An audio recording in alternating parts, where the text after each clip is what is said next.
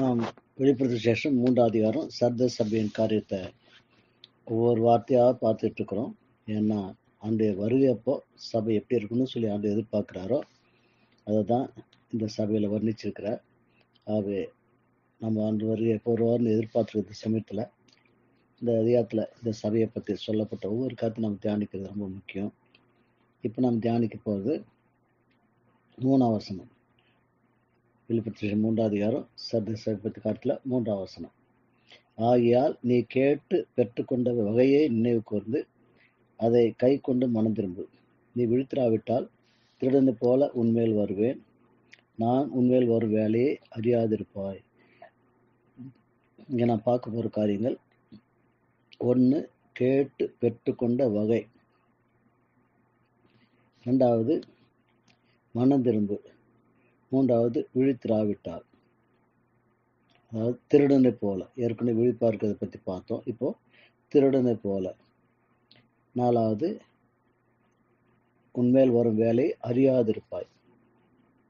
1 பெற்றுக்கொண்ட வகை, 2வது மனம் திரும்பு,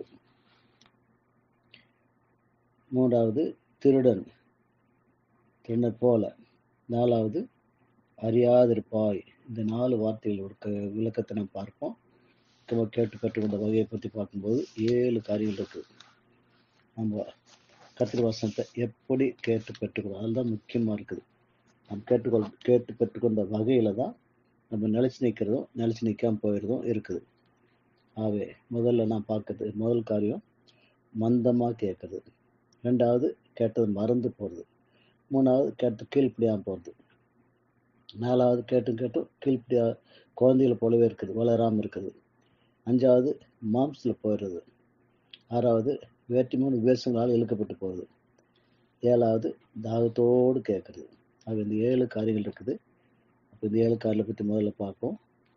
முதலாவது, நாம் சுவிசேஷம் நம்ம சொல்லப்படும் போது நம்ம எப்படி கேட்குறோம், மந்தமாக கேட்குறோமா? அது குறித்து மத்தேயு 13ஆம் அதிகாரத்தில் வாசிக்கிறோம். மத்தேயு 13ஆம் அதிகாரம் 12-17. உள்ளவன் எவனோ அவனுக்கு கொடுக்கப்படும், பரிபூர்ணம் அடைவான். இல்லாதவன் எவனோ அவனிடத்திலிருந்து உள்ளதை எடுத்துக்கொள்ளப்படும். அவர்கள் கண்டும் காணாதவர்களாயும் கேட்டும் கேளாதவர்களாயும் உணர்ந்து கொள்ளாதவர்களாயும் இருக்கிறபடியினால் நான் ஊமையிலாக அவர்களோடு பேசுகிறேன். ஏசியா தீர்க்கதரிசனம் அவர்களிடத்தில் நிறைவேறுகிறது. அதாவது, காதார கேட்டும் உணராதிருப்பீர்கள், கண்ணார கண்டும் அறியாதிருப்பீர்கள். இந்த ஜனங்கள் கண்களினால் காணாமலும் காதலினால் கேளாமலும் இதயத்தினால் உணர்ந்து மனம் திரும்பாமலும் நான் அவர்களை ஆரோக்கியமாக்காமல் இருக்கும்படியாக அவள் இருதயம் கொடுத்திருக்கிறது. காதால் மந்தமாக கேட்டு தங்கள் கண்களை மூடிக்கொண்டார்கள் என்பதே. உங்கள் கண்கள் காண்கிறதுனாலும் உங்கள் காதில் கேட்கிறதுனாலும் அவைகள் பாக்கியமுள்ளவைகள். அநேக தீர்க்கதரிசிகளும் நீதிமான்களும் நீங்கள் காண்கிறவைகளை காணவும் நீங்கள் கேட்கிறவைகளை கேட்கவும் விரும்பியும் அவர்களால் அவர்கள் காணாமலும் கேளாமலும் போனார்கள் என்று மெய்யாக உங்களுக்கு சொல்கிறேன்.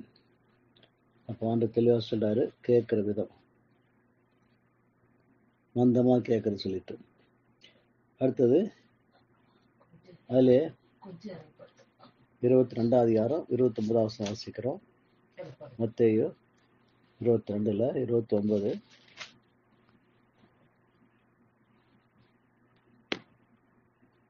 இயேசு பிரதமாக, நீங்கள் வேத வாக்கியங்களையும் தேவனுடைய வல்லமையும் அறியாமல் தப்பான எண்ணம் கொள்கிறீர்கள். நம்ம ஆண்டவர் பேச இடம் கொடுக்கறதில்ல. வேதத்தை வாசித்து பரிசுத்தாய் நமக்கு அதனுடைய விளக்கத்தை அவர் சொல்லி போதிக்கிற காரியத்தில் நாம் இடம் கொடுக்கறதில்ல. அதிகமாக வேதத்தை ஆண்டு பாத்தில் உட்கார்ந்து வேதத்தை தியானிக்கிறதுனால நாம் தப்பாக நம்ம அறிவில் நம்மளா யோசிக்கிறோம் அப்படி சொல்கிறோம். யோவான் 8ஆம் அதிகாரம் 43 வாசிக்கிறோம். யோவான் 8:43.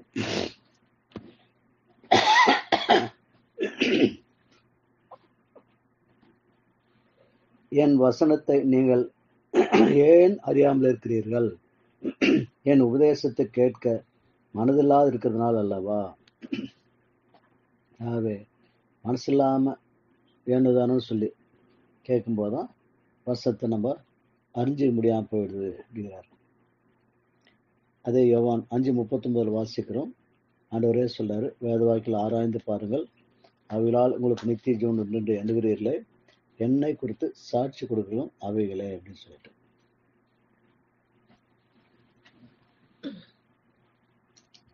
தீர்த்து புஸ்தகம் 1:10 வாசிக்கிறோம். தீர்த்து 1:10.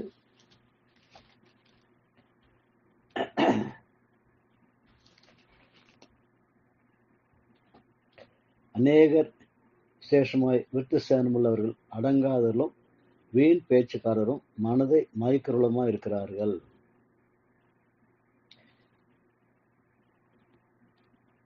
அடுத்தது, நம்ம வசனத்தை கேட்குறோம், ஆனால் சீக்கிரம் அதை மறந்துடுறோம்.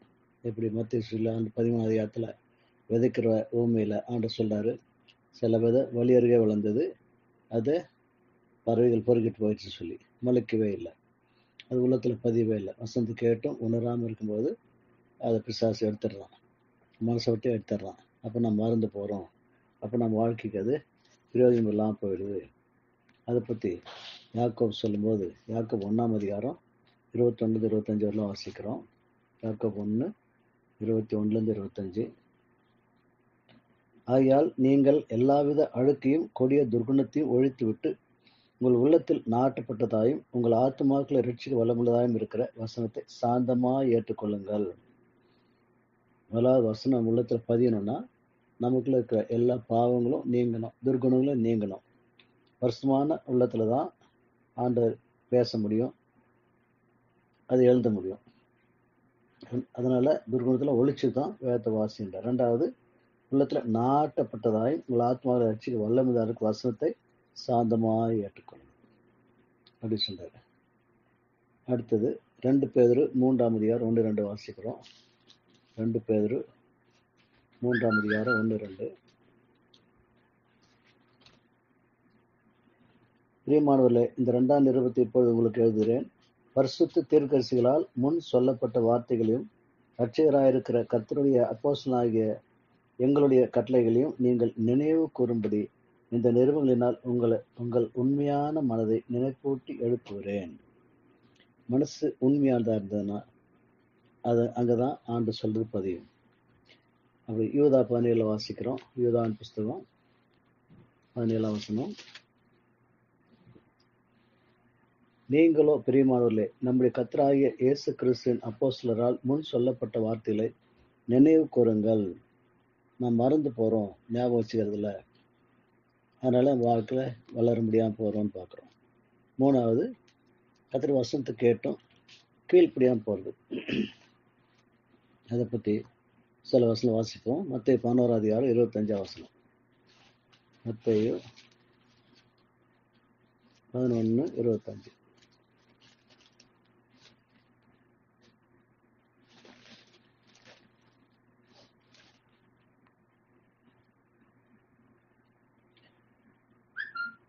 பிதாவே, வானத்து பூமிக்கு ஆண்டவரே, இவைகளை ஞானிகளுக்கும் கல்விமான்களும் மறைத்து பாலரு வெளிப்படுத்தும்படியால் உம்மை ஸ்தோத்திருக்கிறேன்.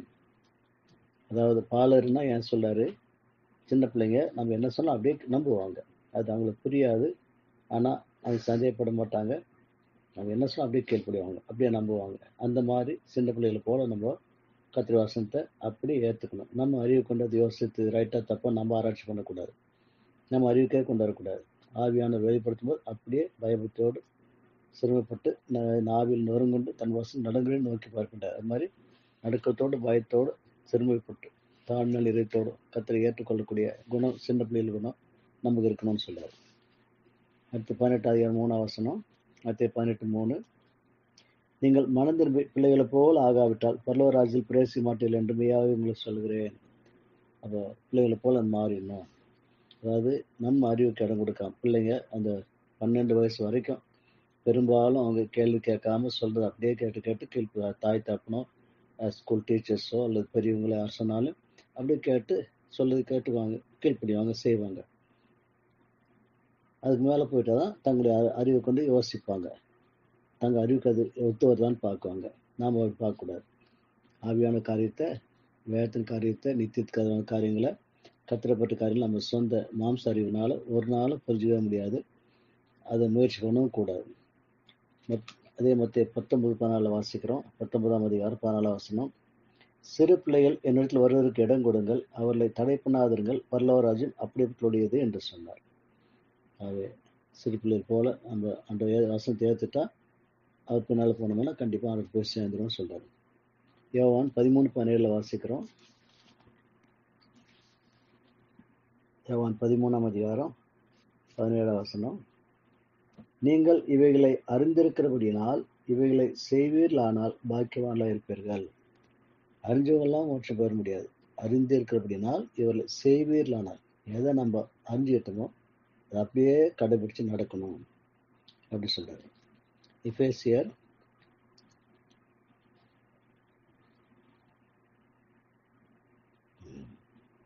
அப்போஸ்தலர் 5:32 தமக்கு கீழ்ப்படலுக்கு தேவன் தந்தல்ல பரிசுத்தாவின்னு பார்க்கிறோம்.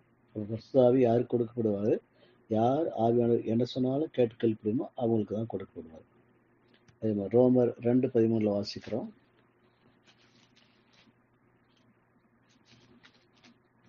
ரோமர் 2:13 நியாயப்பிரமாணத்தை கேட்கிறவர்கள் தேவனுக்கு முன்பாக நீதிமான்கள் அல்ல, நியாயப்பிரமாணத்தின்படி செய்கிறவர்களே நீதிமான்கள் ஆக்கப்படுவார்கள். அவை கேட்கறதுமா என்ன வாதியார் நம்மோடு பேசுவாரோ அது அப்படியே செய்யணும். அப்பதான் ஆண்டோட போக முடியும்னு பார்க்கிறோம்.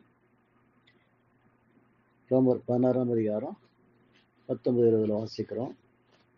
16-19-20 உங்கள் கீழ்ப்படுதல் யாவருக்கும் தெரிய வந்திருக்கிறது, ஆகையால் உங்களை குறித்து சந்தோஷப்படுகிறேன். ஆனாலும் நீங்கள் நன்மைக்கு ஞானிகளும் தீமைக்கு பேதிகளுமா இருக்க வேண்டும் என்று விரும்புகிறேன். சமாதானத்தின் தேவன் சீக்கிரமாக சாத்தானை உங்கள் காலிட்டு நசுக்கி போடுவார். நம்முடைய கர்த்தராகிய இயேசு கிறிஸ்துவின் கிருபை உங்களுடன் கொடுப்பதாக. ஆமென். அப்போ கீழ்ப்படி ரீதி யாருக்கு இருக்கிறதோ அவங்க கர்த்தர் சொன்ன மாதிரி கீழ் நடக்கும்போது தான் கர்த்தர் நம்ம கொண்டு சாத்தானை தோற்கடிக்க முடியும். நமக்காக சாத்தான் நசுக்கி ஜெயம் கொடுக்குறேன்னு சொல்றார். அப்போ நன்மையான காரியங்கள் நம்ம அப்படியே கீழ்ப்படி நடக்கணும், தீயமான காரில் பெருசாக ஒதுங்கிக்கணும். அந்த மாதிரி குணம் நமக்குள்ள இருக்கணும்னு பார்க்குறோம். ரோமர் 8:2 வசனம். ரோமர் 8:2 கிறிஸ்து இயேசுவினாலே ஜீவனுடைய ஆவின் பிரமாணம் என்னை பாவம் மரணம் என்பதின் பிரமாணத்தின்று விடுதலையாக்கிட்டு. வசனத்தை நாம படிச்சோம்னா அது தப்பு செஞ்சனா பாவம் செஞ்சனா மரணம் அப்படிதான் சொல்லும். ஆனா அதே பரிசுத்த ஆவியானவர் நமக்கு போதிப்பாரனா அப்போ தெளிவா நம்ம எதை செய்யணும் எதை செய்யக்கூடாது சொல்றது மட்டுமல்ல, அதுக்கு நம்ம கீழ்ப்படியும் போது, ஏற்றுக்கொள்ளும் போது, ஒத்துக்கொள்ளும் போது பரிசுத்தாவி நமக்கு அதுக்கு கிருபையும் கொடுக்கிறார். சத்தியத்தையும் நமக்கு கொடுக்கிறாரு, சத்தியத்தை கடைபிடிக்க வேண்டிய கிருபையும் கொடுக்கிறார். அதான் நம்ம வெறும் நியாய பிரமாணமா இந்த பைபிளை படிக்கிறதுல ஆவின் பிரமாணமா பைபிளை படிக்கிறோம்.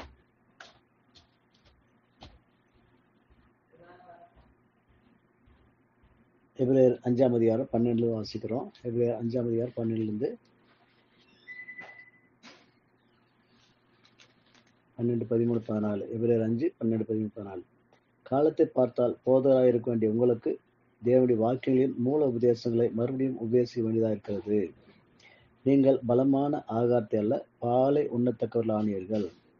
பால் உண்கிறவன் குழந்தையாக இருக்கிறபடினாலே நீதியின் வசனத்தில் பழக்கமில்லாதவனாக இருக்கிறான். பலமான ஆகாரமானது நன்மை தீமை என்னது என்று பயிற்சினால் பகுத்தறியத்தக்கதாக முயற்சி செய்யும் ஞானேந்திரங்கள் உடையவர்களாகிய பூர்ண வயதுகளுக்கு தகும்.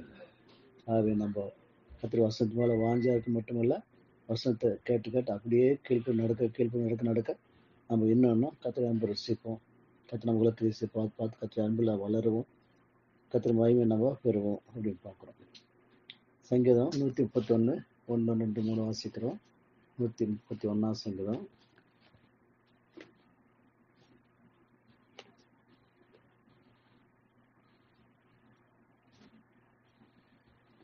கர்த்தாவே, என் இருதயம் இருமாப்புள்ளதல்ல, என் கண்கள் மேட்டிமையானவிலும் அல்ல. பெரிய காரியங்களிலும் எனக்கு மிஞ்சின கர்மங்களிலும் நான் தலையிடுகிறதும் இல்லை. தாயின் பால் மறந்த குழந்தையைப் போல நான் என் ஆத்மாவை அடக்கி அமர பண்ணினேன்.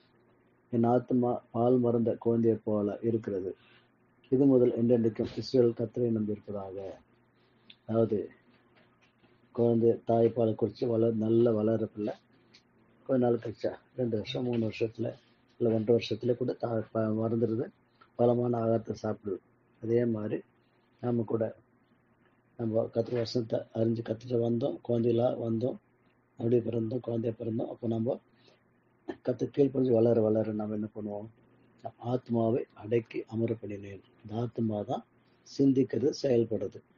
அப்போ நம்ம ஆத்மா சுயமா செயல்படும் போது, கத்திர மறந்து தனித்தானே ராஜாவா செயல்படும் போது, கண்ணில் எதை பார்க்குது, காலில் எதை கேட்குது, அதை வச்சு தீர்மானத்தை யோசிக்குது. இது நல்லது கெட்டு தானே முடிவு பண்ணுது, அது முடிவு செய்யுது.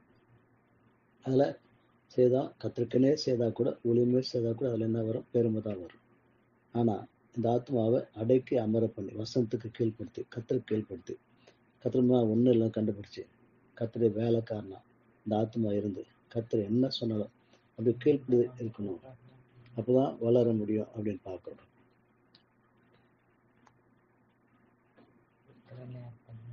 அடுத்தது மாம்சம். நம்ம ரட்சிப்பட்டப்போ எபேசியர் 1ஆம் அதிகாரத்திலே எபேசியர் 2ஆம் அதிகாரத்தில் முதல் சபை எபேசு சபையில பார்க்கும்போது நல்ல ஆண்டுக்குள்ள வந்தவங்க, ஆனால் மாம்சத்தில் இருக்க வரைக்கும் கர்த்தரை அறிய முடியல அப்படின்னு பார்க்குறோம். ஆனால் 2வது சபை சிமிர்னா சபைன்னு வரும்போது தான் மாம்சம் சாகுறோம். அப்போ தான் நம்ம ஆவிக்குள்ள மாறுறோம், ஆவியான நமக்குள்ள கிறிஸ்து உணர்றோம், ஆவியான சேர்ந்து ஒத்துழைக்கிறோம். ஆகவே மாம்சம் நமக்கு கர்த்தருக்குள்ள வர்றதுக்கும் கர்த்தரை அறியத்துக்கும் பெரிய தடையா இருக்குன்னு பார்க்குறோம். மத்தேயு 7ஆம் அதிகாரத்தில் வாசிக்கிறோம். மத்தேயு 7:21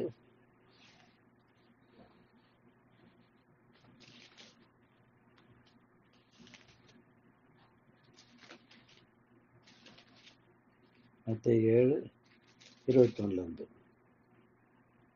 பரலோகத்தில் இருக்கிற என் பிதாவின் சித்தப்படி செய்கிறவனே பரலோக ராஜ்யத்தில் பிரவேசிப்பானே அல்லாமல் என்னை நோக்கி கர்த்தாவே கர்த்தாவே என்று சொல்லுகிறோம் அதில் பிரவேசிப்பதில்லை. அதனால அநேகர் என்னை நோக்கி கர்த்தாவே கர்த்தாவே முதநாமத்தினாலே தீர்க்கதரிசனம் உரைத்தோம் அல்லவா, முதநாமத்தினாலே பிசாசுகளை திருத்தினோம் அல்லவா, முதநாமத்தினாலே அநேக அற்புதங்களை செய்தோம் அல்லவா என்பார்கள். அப்போது நான் ஒரு காலம் உங்களை அறியவில்லை, அக்கிரம செய்காரரே என்னை விட்டு அகன்று போங்கள் என்று அவர்களுக்கு சொல்லுவேன்.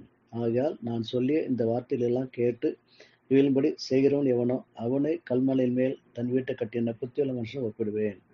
பெருமழை சொரிந்து பெருவெள்ளம் வந்து காற்று அடித்து அந்த வீட்டின் மேல் மோதியும் அது விழவில்லை, ஏனென்றால் அது கண்மலை மேல் அஸ்திபாரம் போடப்பட்டிருந்தது. நான் சொல்லிய இந்த வார்த்தைகளை கேட்டு அவளின்படி செய்யாதிருக்கிறவன் எவனோ அவன் தன் வீட்டை மணல் மேல் கட்டின புத்தி இல்லாத மனுஷனுக்கு ஒப்பிடுவேன். பெருமழை சொரிந்து பெருவெள்ளம் வந்து காற்று அடித்து அந்த வீட்டின் மேல் மோதின போது அது விழுந்து முழுவதும் அழிந்தது என்றார். ஆகவே நம்ம மாம்சத்தில் வாழும்போது எத்தனை வசனத்தை கேட்டாலும் நம்ம ஜீவிதத்தில் ஒரு மாற்றம் வராது. அப்போ நம்ம உலகம் பிசாசு இந்த மாம்சம் இது மூணும் நம்ம ஆண்டு விட்டு விலை கொண்டு போயிடும், அழிச்சிடும். அந்த மாம்சத்தில் வாழ்ற வரைக்கும் நம்ம கர்த்தருக்குள்ள வளரவே முடியாது. எத்தனை வருஷம் கேட்டாலும் ஜீவிதத்தில் மாற்றம் வராது. ரோமர் 16:18 வாசிக்கிறோம். ரோமர் 16ஆம் அதிகாரம் 18ஆம் வசனம்.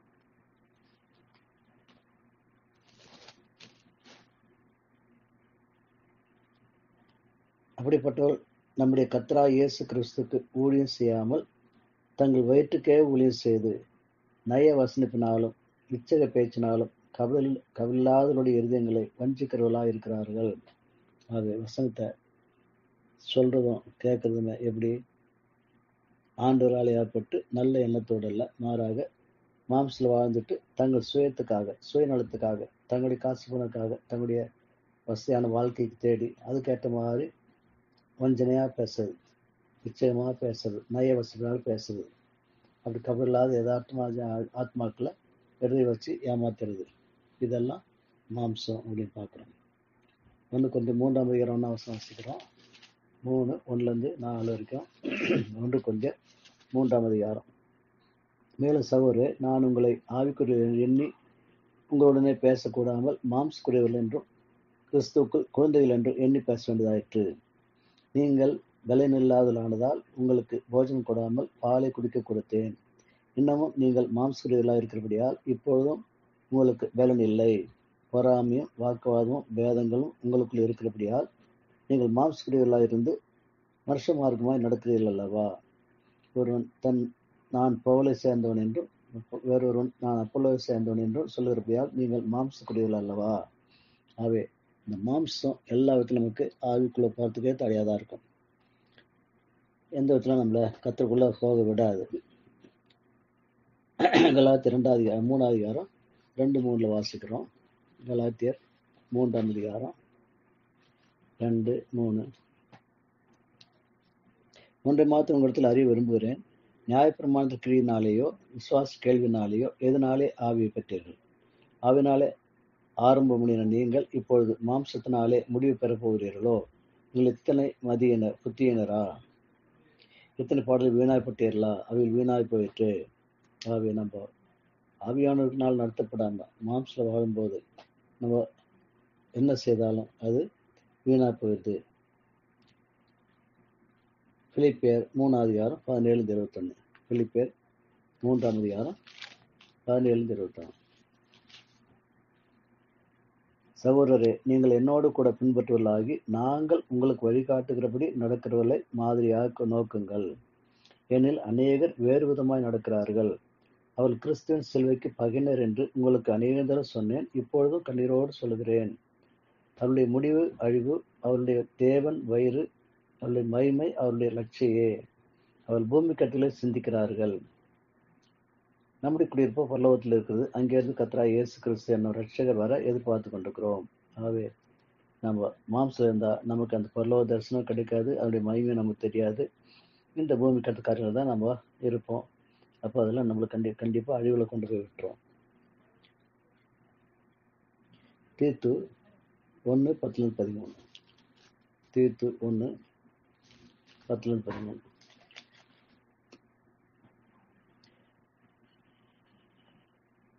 அநேகர் வேத விசேஷம் வித்தியாசம் உள்ளவர்கள் அடங்காதலும் வீண் பேச்சுக்காரரும் மனதை மயக்கலுமா இருக்கிறார்கள். அவருடைய வாய் அடக்க வேண்டும். அவர் இழிவான ஆதாயத்துக்காக தகாதவர்களை உபதேசித்து முழு குடும்பங்களையும் கவிழ்த்து போடுகிறார்கள். கிரேத்தா தீவார், ஓயா பொய்யர், துஷ்ட மிருகங்கள், பெருவயிற்று சோம்பேறிகள் என்று அவளில் ஒருவனாகிய அவன் தீர்க்கதரிசியானவனே சொல்லியிருக்கிறான். இந்த சாட்சி உண்மையா இருக்கிறது. இது முகாந்திரமாக அவர்கள் யூதருடைய கட்டுக்கதைகளுக்கும் சத்தியத்தை விட்டு விலகிற மனுஷருடைய கற்பனைகளுக்கும் செவி கொடாமல் விசுவாசிலே ஆரோக்கியம் உள்ளவர்களாக இருக்கும்படி நீ அவர்களை கண்டிப்பாக கடிந்து கொள். ஆகவே இன்னைக்கு மாம்சத்துல பலவிதமான தப்பான வீசலை கொண்டு ஜனங்களை ஏமாத்தி தங்கள் பிழைப்புக்காக நடக்கிறவங்க ஏழமா இருக்கிறாங்க. அவங்க மாம்சிலே வாழ்ந்து கடைசியில் மாம்சில வந்து நித்திய அழிவு போயிடுவாங்க அப்படின்னு பார்க்குறோம். 1 பேதுரு 2ஆம் அதிகாரம் 16 வசனம். 1 பேதுரு 2:16. சுயாதீனம் உள்ளவர்களாக இருந்தும் உங்கள் சுயாதீனத்தை துர்குணத்துக்கு மூடலாக கொண்டிராமல் தேவனுக்கு அடிமைகளாயிருங்கள். நாம் ஆண்டை ஏற்றுக்கொண்டோம். எத்தனை பாவ கட்டும் விடுதலையானோம். பாவ உணர்வு பயமெல்லாம் போயிடுச்சு. ஆண்டுக்குள்ள சந்தோஷம் ஆயிடுச்சு. சமாதானம் கிடைச்சது. ஆனா இப்படி சுயாதீனம் ஆனவங்க நம்ம துர்குணத்துக்கு எதுவாக நம்ம மாம்சில யோசித்து மாம்சில நடக்க பார்த்தோம்னா நம்ம வாழ்க்கை வீணா போயிடும். அவை நம்ம தொடர்ந்து நானே இல்லைன்ற மாம்ச சுயத்தை முற்றிலுமா சிலுவை செத்தவங்களா ஆண்டவரே சார்ந்து அவர் உள்ளத்துல வச்சு அவர் ராஜா வச்சு அவர் எப்படி வாழ்க்கை நடத்துறாரோ அவருக்கு நடத்த சொல்ல அவர் கையில வாழ்க்கை கொடுத்துட்டு ஒவ்வொரு காத்தும் அவர் கேட்டு அவர் எப்படி நடத்துறாரு பார்த்து அவர் நடத்த சொல்லி ஒப்பு கொடுத்து நாம் அதுக்கேற்ற என்ன செய்யணுமோ அது ஆவியை நம்ம சொல்ல அதன்படி நடப்போமானா அப்போதான் நம்ம ஆத்மாவை நம்ம காத்துக்கொள்ள முடியும். இல்லைன்னா நம்ம ஏமாந்து போயிடுவோம்.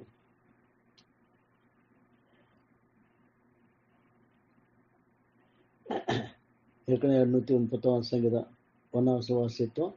நம்ம இறுதியும் இருமாப்புள்ளதா இருக்கக்கூடாது. இருமாப்புள்ளதா இருந்தா மாம்சத்துல போனா நம்ம கண்டிப்பா சத்தியத்துல நிலைச்சிருக்க மாட்டோம். சத்தியத்துல வரைய முடியாது. கர்த்தாவே, என் இறுதியும் நிர்மாப்புள்ளதல்ல, என் கண்கள் மேட்டிமையானவிலும் அல்ல. பெரிய காரியங்களிலும் எனக்கு மிஞ்சின கர்மங்களிலும் நான் தலையிடுவதும் இல்லை. இதுதான் மாம்சம். மாம்சத்துல இருக்கிறவங்க இருமாப்பா ஏதோ சின்ன காரியம் நல்லது செய்யிட்டா கூட ஒன்று இருமாப்படைஞ்சிருவாங்க. பேர் மேட்டுமை ஆயிடுவாங்க. அவங்க கண் மேட்டுமையாக தான் பார்க்கும். மற்றவங்களாம் தாழ்வாக பார்க்கும். தங்களை பெருசாக நினைக்கும். அப்புறம் பெருசா நினைப்பாங்க. ஏதாவது பெருசா சாதிக்கணும், பேர் வாங்கணும், அதுல தான் எண்ணமா இருப்பாங்க. தங்கள் மிஞ்சின கருமங்களில தலையிடுறதில்ல. தங்கள் மிஞ்சின கருமங்களில் தலையிட்டு பெருசா சாதிக்க போய் கடைசியில கவலைப்பட்டு போவாங்க. இதெல்லாம் மாம்சனுடைய அறிகுறிகள். எரேமியா புஸ்தகத்துல வாசிக்கிறோம். எரேமியா 45:5. எரேமியா 45:5.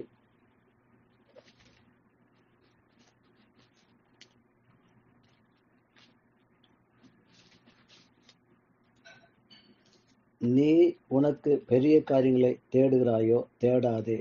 இதோ மாம்சமான யாவர் மேலும் தீங்கு வரப்பண்ணுகிறேன் என்று கர்த்தர் சொல்கிறார். அதனால இந்த உலகத்துல நம்ம பெருசா தேடி போகக்கூடாது. ஏன்னா மாம்சத்துல போனாலே அழிவு தான், பெருசு இல்லை, நிலையானது ஒண்ணும் இல்லை. ஆனாலும் நீ போகும் சகல ஸ்தலங்களிலும் உன் பிராணனை உனக்கு கிடைக்கும் கொள்ளை பொருளாக தருகிறேன் என்று கர்த்தர் சொல்கிறார். அப்போ ஆண்டவர் நமக்கு உயிர் மட்டும் பாதுகாத்து அவர் வழி நடத்தி அவரோடு ஏற்றுக்கிட்டா போதும். அதான் நம்ம விரும்ப வேண்டியதா இருக்கும். அடுத்தது 6வது காரியம், வேற்றுமையான உபதேசங்கள். எப்படி நாம கேட்கறது, சத்தியத்தை கேட்கும்போது வேற்றுமையான உபதேசங்களை, தப்பான உபதேசங்களை கேட்டு அதில் ஏமாந்து போறோம். ஆகவே அதுலேயும் ஜாக்கிரதையா இருக்கணும் அப்படின்னு சொல்ல மத்திய 24:5 வாசிக்கிறோம். மத்திய 24:5 கடைசி காலத்தை பத்தி ஆண்டு கேட்ட உடனே இது வரைக்கும் உலகத்தின் முடிவு அடையாளம்னு கேட்ட உடனே ஆண்டு சொல்ற காரியம், முதல் காரியமே இதுதான். மத்திய 24:5. ஒருவன் உங்களை வஞ்சாதபடி எச்சரிக்கையாருங்கள், ஏனெனில் அநேகர் வந்து என் நாமத்தை தடுத்து கொண்டு நானே கிறிஸ்து என்று சொல்லி அநேகரை வஞ்சிப்பார்கள். இதான் ஆண்டு எச்சரிக்கிறார். வேற்றுமையான உபதேசம் கொண்டு வருவாங்க. அதுல 24 வாசிக்கிறோம். மத்திய 24:24. எனில் கள்ள கிறிஸ்துக்களும் கள்ள தீர்க்கதரிசிகளும் எழும்பி கூடுமான தெரிந்து கொள்ளப்பட்டுள்ள வஞ்சிக்கத்தக்கதாக பெரிய அடையாளங்கள் அற்புதங்களை செய்வார்கள். மத்திய 19:16 வாசிக்கிறோம். மத்திய 10:16. ஆடுகளை ஓநாய்களுக்குள்ளே அனுப்புவது போல இதோ நான் உங்களை அனுப்புகிறேன். ஆகையால் சர்ப்பங்களைப் போல வினா உள்ளவர்களும் புறாக்களைப் போல கவடற்றலுமா இருங்கள். ஆகவே கேட்கிற காலத்துல வினா கேட்கிற காலத்துல நம்ம சர்ப்பங்களை போல உஷாரா இருக்கணும் அப்படிங்கிறார். சர்ப்பம் எப்படி உஷாரா இருக்கு அந்த மாதிரி. 1 Corinthians 12:4. 1 Corinthians 12:4.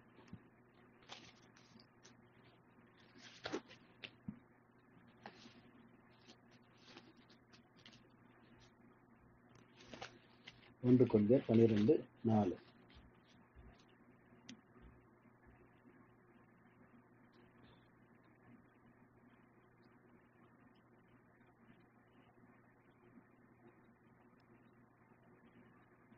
வரங்களில் வித்தியாசம் உண்டு, ஆவியானவர் ஒருவரே. அப்போ ஒவ்வொருத்தரும் ஒரு மாதிரி வரும். அதை நம்ம குழப்பிக்கூடாது.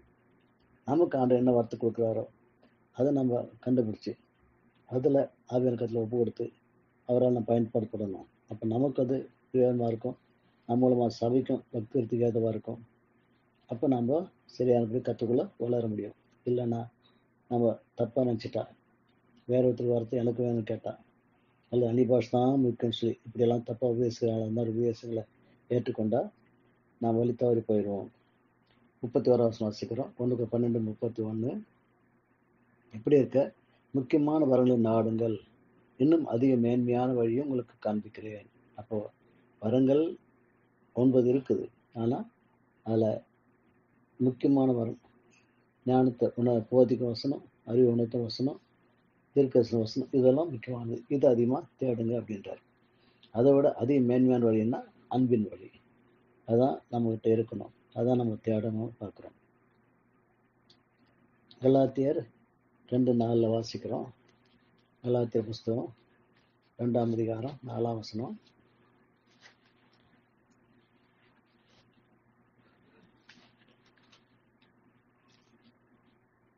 கிறிஸ்து இயேசுக்குள் நமக்கு உண்டான சுயாதீனத்தை உளவு பார்த்து நம்மை நியாயப்பிரமாணத்துக்கு அடிமைகளாக்கும் பொருட்டாக பக்க வழியாய் நுழைந்த கள்ள சகோதரர் நிமித்தமாக அப்படி ஆயிற்று.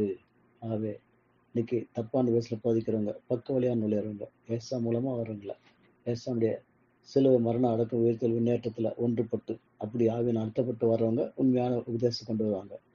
அந்த சிலுவை மூலமா வர மாம்சத்துல இருந்துட்டு அறிவுல பல விதமான தப்பான விஷயங்களை கற்பனை பண்ணிட்டு அப்படி பிள்ளையோட ஒன்றா சேர்ந்துட்டு அப்படி வர்றவங்க நம்ம வழி தவற வைக்க வர்றவங்க உஷாராக இருக்கணும். எஃபேசியர் 4ஆம் அதிகாரம் 14-15 வாசிக்கிறோம். எஃபேசியர் 4:14-15.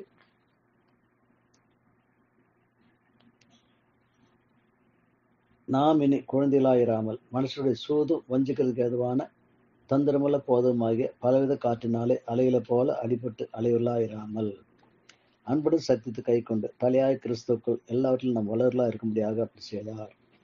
சபையில் ஆண்டவர் எதிர்பார்க்கறதுன்னா அன்புடன் சத்தியத்தை கை கொண்டு தலையாய கிறிஸ்துக்குள் நாம் வளரணும், அவரை போல மாறணும், அவரோட போய் சேரணும், அவரோட எண்ணிக்கை இருக்கணும். இதான் நம்முடைய நோக்கம், இதான் நம்முடைய ஏக்கமா இருக்கணுமே தவிர பல உபதேசங்களை வச்சுக்கிட்டு உபதேசத்துக்காக வாழ்றதில்லை. உபதேசம் நம்மள ஒன்றும் செய்யாது. கொலோசியர் 2ஆம் அதிகாரம் 1-4 வரல வாசிக்கிறோம். கொலோசியர் 2:1-4.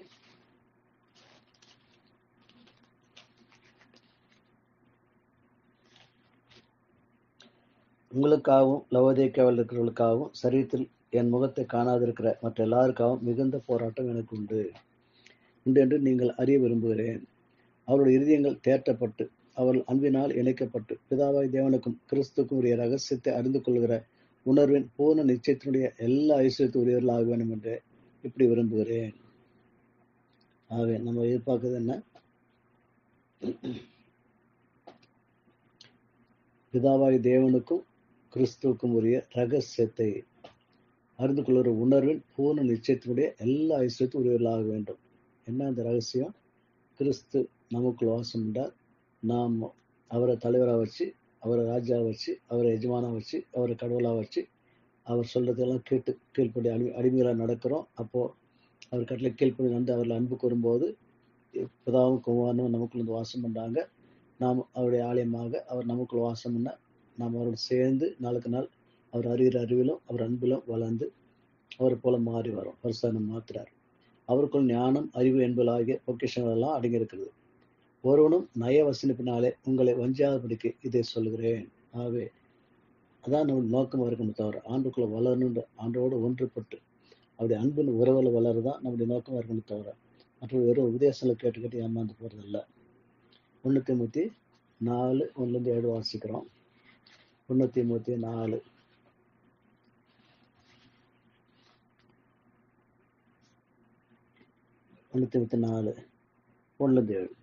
ஆகிலும் ஆவியான வெளிப்படையாக சொல்கிறபடி பிற்காலங்களிலே மனசாட்சி சூடுன்ற பொய்யுடைய மாயத்தினாலே சிலர் வஞ்சிக்கிற ஆவிகளுக்கும் விசுவாச உபதேசங்களுக்கும் செய்து கொடுத்து விசுவாசம் விட்டு விலகி போவார்கள்.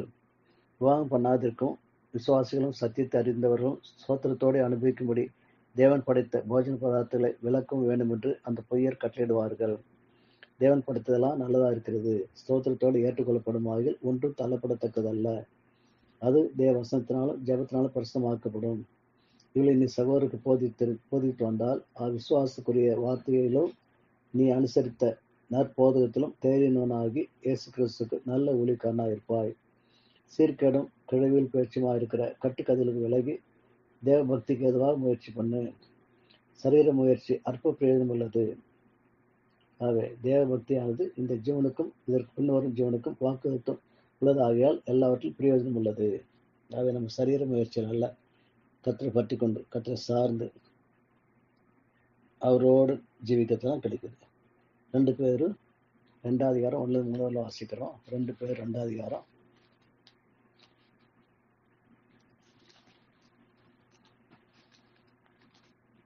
1-3. கள்ள தீர்க்கதரிசிகளும் ஜனங்களுக்குள்ளே இருப்பார்கள், அப்படியே உங்களுக்குள்ளும் கள்ள போதரில் இருப்பார்கள். அவர்கள் கேட்டுக்கு ஏதுவான வேத பொருட்களை தந்திரமாய் நுழைய பண்ணி தங்களை கிரியத்து கொண்ட ஆண்டவரை மறுதளித்து தங்களுக்கு தீவிரமான அழிவை வருவித்துக் கொள்ளுகிறார்கள். அவருடைய கெட்ட நடக்கையை அநேகர் பின்பற்றுவார்கள். அவர் நிமித்தம் சத்திய மார்க்கம் தூஷிக்கப்படும். பொருளாசி உள்ளவர்களாய் தந்திரமான வார்த்தைகளால் உங்களை தங்களுக்கு ஆதாயமாக வசப்படுத்திக் கொள்வார்கள். பூர்வ காலம் முதல் அவர்களுக்கு விதிக்கப்பட்ட ஆக்கினை அயர்ந்திராது, அவருடைய அழிவு உறங்காது. அவை நம்ம ஜாக்கிரதையாக இருக்கணும். கடைசி காலத்தில் கள்ள தீர்க்கதரிசிலாம் கள்ள போரில் வந்து நம்மளை ஏமாற்றி நம்ம ஆத்மா அழிஞ்சு போகிறதுக்கு எதுவாயிருவாங்க. அடுத்தது 7ஆவதா கடைசியாக நான் பார்க்குற காரியம் கேட்குற விதம் எப்படின்னா தாகத்தோடு கேட்கணும். ஏசி 55 அதிகாரத்தில் வாசிக்கிறோம். ஏசி 55 1, 2, 3. ஏசி 55 1, 2, 3. ஓ தாகமா இருக்கிறவர்களே, நீங்கள் எல்லாரும் தண்ணீர் அண்டைக்கு வாருங்கள். பணம் இல்லாதவர்களே, நீங்கள் வந்து வாங்கி சாப்பிடுங்கள். நீங்கள் வந்து பணமின்றி விலையுமின்றி திராட்சையும் பாலும் கொள்ளுங்கள். நீங்கள் அப்பமல்லாதற்காக பணத்தையும் திருத்த செய்யாத பொருளுக்காக உங்கள் பிரயாசத்தை செலவழிப்பானேன். நீங்கள் எனக்கு கவனமாக செவி கொடுத்து நலமானது சாப்பிடுங்கள். அப்பொழுது உங்கள் ஆத்மா கொழுப்பான பதார்த்தனால் மகிழ்ச்சி ஆகும். உங்கள் செவியை சாய்த்து என்னிடத்தில் வாருங்கள், கேளுங்கள், அப்பொழுது உங்கள் ஆத்மா பிழைக்கும். தாவீதுக்கு அருளின நிச்சயமான கிருபைகளை உங்களுக்கு நித்திய உடன்படிக்கையாக ஏற்படுத்துவேன். ஆகவே எவ்வளவுக்கு நம்ம தாகத்தோடு வரமோ அவளுக்கு நம்ம ஆண்டவரை அறிந்து கொள்வோம். ஆண்டவர் நம்ம தாகத்தை தீர்த்து வைக்கிறான்னு பார்க்குறோம். உபாகமும் 18:15 வாசிக்கிறோம். உபாகமும் 18 அதிகாரம் 15 வசனம்.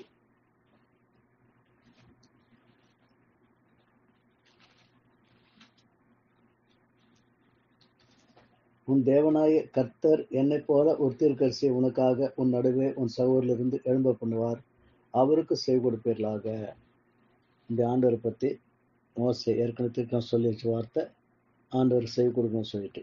அப்போ ஆண்டவர் நம்மோட என்ன பேசுறாரோ அப்படியே தாகத்தோடு ஆண்டவரே பேசும், தாகத்தோடு கேட்கணும். தனியாக பைபிள் எடுத்து வாசி போனாலும், சபையில் உட்காந்து பைபிள் சத்தியத்தை கேட்க போனாலும், எங்கே போனாலும் கர்த்தர் வேதனை வந்த உடனே தாகத்தோடு ஆண்டவரே என்னோட பேசுன்னு சொல்லி கேட்டு உட்காந்து ஆண்டு நம்மோடு பேசுவார். நம்ம நடக்க வேண்டிய வேலை நம்ம கற்றுக் கொடுப்பார். அது ஏசாயா புஸ்தகம் 12 அதிகாரம் 3 வசனம். ஏசாயா 12:3.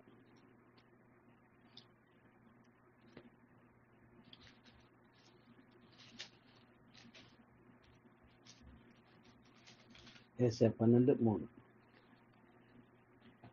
நீங்கள் ரட்சிப்பின் ஊற்றுகளிலிருந்து மகிழ்ச்சியோட தண்ணீர் மொண்டு கொள்வீர்கள். வேதவசனம் ஒவ்வொன்றும் ஒரு கிணறு மாதிரி. கிணறு ஆழமா தோண்ட தோண்ட புது புது ஊத்தா வந்துகிட்டு இருக்கும். அந்த மாதிரி நம்ம வேதத்தை ஒவ்வொரு வசனத்தையும் திரும்ப திரும்ப திரும்ப தியானிக்கும் போது அதில் புது புது விதமாக நம்ம ஆண்டவரை அறிஞ்சு கொள்வோம். ஆண்டவர் பெரிய கடல் மாதிரி நாம் அறியறது. அந்த தண்ணியை குடிச்சா அப்படி கடல் தண்ணி பூரா முதல் குடிக்க முடியுமா? அப்படி கொஞ்சமாக கொஞ்சமாக கொஞ்சமாக நமக்கு ஆண்டவர் தன்னை வெளிப்படுத்திட்டே வருவார். அப்போ நம்ம இன்னும் ஆண்டவர் அறிஞ்சிட்டே நித்தியம் நம்ம ஆண்டவர் அறிஞ்சிக்கிட்டே இருப்போம். அறிஞ்ச முடியாது. அப்படி நாம் கர்த்தரை அறிய அவருக்குள்ள அன்பில் அதிகமாக வளருவோம். அவருடைய அன்பு அவரோடு நம்ம ஒன்றுபடுவோம். ஏசாயா 43:20 வாசிக்கிறோம். 43:20.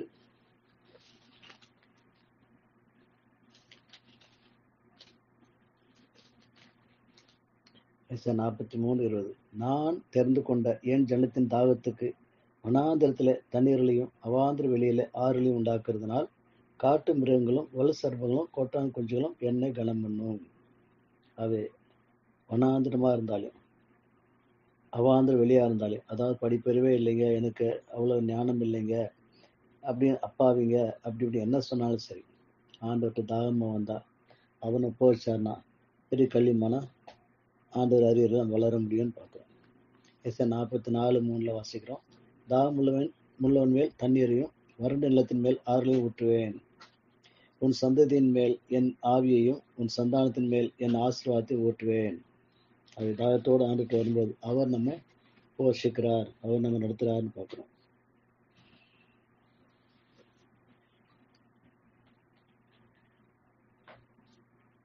பிலிப்பியர் 3ஆம் அதிகாரம் 7-15. பிலிப்பியர் 3ஆம் அதிகாரம்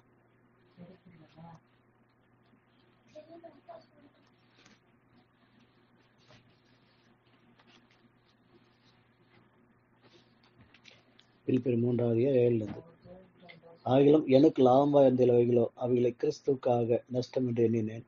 அது மாத்திரமல்ல, என் கர்த்தராகிய கிறிஸ்து இயேசு வருகிற அறிவின் மேன்மைக்காக எல்லாவற்றையும் நஷ்டம் என்று எண்ணிக்கொண்டிருக்கிறேன். நான் கிறிஸ்து ஆதாயப்படுத்திக் கொள்ளும்படிக்கு நியாயப்பிரமாணத்தினால் வருகிற சுயநீதி உடையனாயிராமல் கிறிஸ்துவை பற்றி விசுவாசனால் வருகிறதும் விசுவாசம் மூலமாய் தேவனுண்டாயிருக்கிறதுமான நீதி உடையனாயிருந்து கிறிஸ்துக்குள் இருக்கிறவர்கள் காணப்படும் பிடிக்கும். இப்படி நான் அவரையும் அவருடைய உயிர்த்தெழுதலின் வல்லமையையும் அவருடைய பாடலின் ஐக்கியத்தை அறிகிறதுக்கும் அவருடைய மரணத்துக்கு ஒப்பான மரணத்துக்குள்ளாகி எப்படியாவது நான் மருத்துவரிலிருந்து உயிரோடு எழுந்து தகுதியாக படிக்கும் அவருக்காக எல்லாவற்றையும் நஷ்டம் என்று விட்டேன், குப்பியமாக எண்ணுகிறேன். நான் அடைந்தாயிற்று அல்லது முற்றில் தேர்வு நான் என்று எண்ணாமல் கிறிஸ்து இயேசுவினால் நான் எதற்காக பிடிக்கப்பட்டேனோ அதை நான் பிடித்துக் கொள்ளும்படி ஆசையாய் தொடர்கிறேன். சகோதரரே, நான் அதை பிடித்துக் கொண்டேன் என்று நான் எண்ணுகிறதில்லை. ஒன்று செய்கிறேன், பின்னாளிகளை மறந்து முன்னாளில் நாடி கிறிஸ்து இயேசுக்குள் தேவன் அழைத்த பரம அழைப்பின் பந்தய பொருளுக்காக நான் இலக்கை நோக்கி தொடர்கிறேன். ஆகையால் நம்மில் தேறினவர்கள் யாவரும் இந்த சிந்தையாக இருக்க கடவோம். எந்த காரியத்திலாவது நீங்கள் வேறே சிந்தையா இருந்தால் அதையும் தேவன் உங்களுக்கு வெளிப்படுத்துவார்.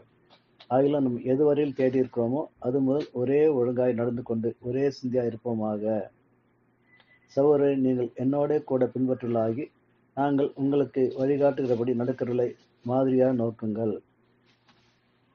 ஏனில் அநேகர் வேறு விதமாய் நடக்கிறார்கள். அவர்கள் கிறிஸ்துவின் சிலுவைக்கு பகைஞர் என்று உங்களுக்கு அநேகர் சொன்னேன், இப்பொழுது கண்ணீரோடு சொல்லுகிறேன். அவருடைய முடிவு அழிவு, அவருடைய தேவன் வயிறு, அவருடைய மகிமை அவருடைய லட்சியே. அவர்கள் பூமி கருத்திலே சிந்திக்கிறார்கள். நம்முடைய குடியிருப்பு பரலோகத்தில் இருக்குது. அங்கிருந்து கர்த்தராக இருக்கிற இயேசு கிறிஸ்துவின் ரட்சகன் வர நம்ம எதிர்பார்த்து கொண்டிருக்கிறோம். அவர் எல்லாவற்றையும் நமக்கு கீழ்ப்படுத்தி கொள்ளத்தக்க தம்முடைய வல்லமையான செயல்முடிய நம்முடைய அற்பமான சரீரத்தை தம்முடைய மகிமையான சரீரத்தை ஒப்பாக மறுபடுத்துவார். ஆகவே வாஞ்சோடு தாகத்தோடு கத்துக்க நம்ம ஒப்பு கொடுத்து கத்திர பாத்தில் உட்காந்து அவனோடு பேச கேட்போம். அப்போ கத்து நமக்குள்ள கிரியை செய்து நம்ம மாற்றுவான்னு பார்ப்போம்.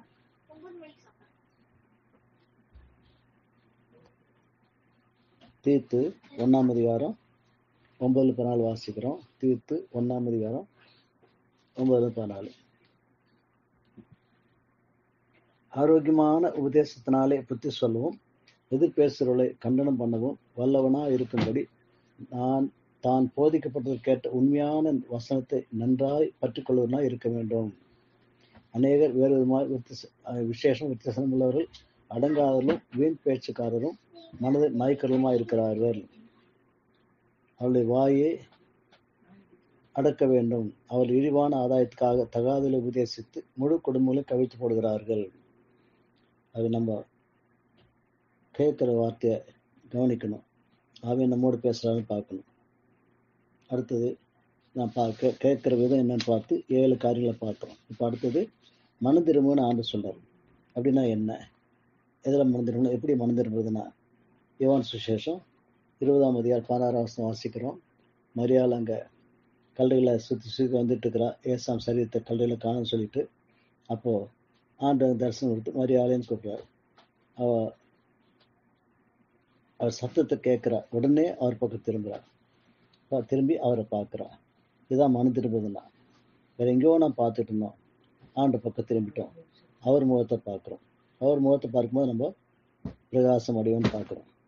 அப்போ செத்து போன ஆண்டவர் பணத்தை என் கூட வச்சிட்டாங்களோன்னு வேதனையோடு அழுதுட்டு இருந்தவர் அவர் உயிரோடு முன்னால் நிற்கிறத பார்த்தோன்னே அவர் முகத்தை பார்த்தா எவ்வளோ சந்தோஷம் வந்திருக்கும்.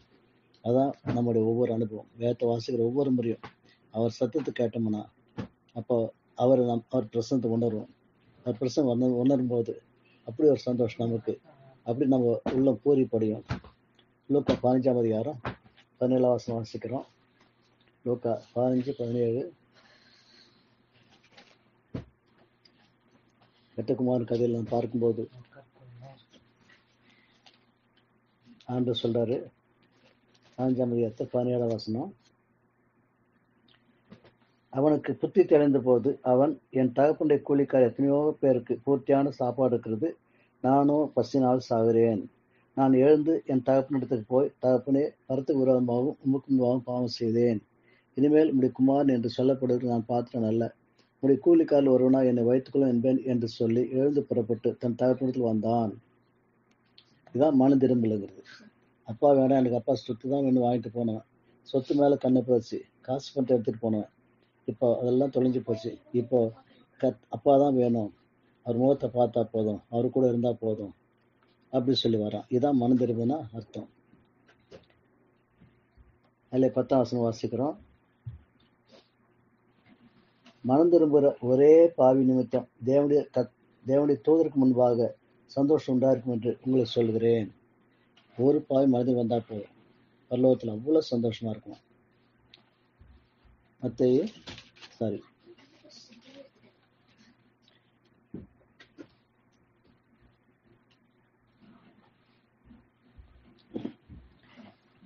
லூக்கா 17ஆம் அதிகாரம் 21ஆம் வசனம். லூக்கா 17:21. இதோ இங்கே என்றும் அதோ அங்கே என்றும் சொல்லப்படுவதற்கு ஏது விராது. இதோ தேவனுடைய ராஜ்யம் உங்களுக்குள் இருக்கிறது. இப்போ மனு திரும்பினா எங்க திரும்புறது? நமக்குள்ள இருக்கிற ஆண்டவரை பார்க்கறது. வெளியே அங்கங்க காசை பார்க்கலாம், பணத்தை பார்க்கலாம், இந்த மனுஷரை பார்க்கலாம், அந்த மனுஷரை யாரையாவே பார்க்கலாம். அதெல்லாம் நமக்கு பெருசா தெரியும். ஆனா உள்ள இருக்கிற ஆண்டு பார்த்துட்டோம்னா ஒவ்வொரு நாள் அவர் பார்க்கலாம். மற்ற எல்லாமே நமக்கு அற்பமா போயிடும், ஒன்றும் இல்லாம போயிடும் அப்படின்னு பார்க்குறோம். அதுதான் ஆண்டவர் இந்த உலகத்துல வந்தப்போ முதலாவது யோவான்ஸ்நானனை முதல்ல அனுப்புறாரு. அப்போ யோவான்ஸ்நானன் வந்த உடனே அவர் வாயை திறந்து பிரசங்கம் பண்ண ஆரம்பிச்ச உடனே முதல்ல அவர் சொல்ற வார்த்தையே யோவான் மத்தேயு 3ஆம் அதிகாரத்துல வாசிக்கிறோம். 2-3 வசனம். மன திரும்புகள் பரலோகராஜ்யம் சமீபத்திற்கு என்று பிரசங்கம் பண்ணினான். என்ன மன திரும்புனா யோவான் சொன்னதுன்னா கர்த்தருக்கு வழி ஆயத்தப்படுத்துங்கள், அவருக்கு பாதையில சேவை பண்ணுங்கள் என்று வனாந்திலே கூப்பிட சத்தம் உண்டு என்று ஏசாயாவுக்கு சொல்லப்பட்டவன் இவனே. அப்போ எங்க வழி ஆயத்தம் பண்ணணும்? உள்ளத்துல. ஆண்டு உள்ளத்துல வந்து உள்ளத்தை தங்கறதுக்கு நம்ம இதயத்தை ஆயத்தப்படுத்தணும், வழி ஆயத்தப்படுத்தணும். அதாவது அங்க பாவம் இருந்தா, அசுத்தம் இருந்தா ஆண்டு உள்ள வரமாட்டார்.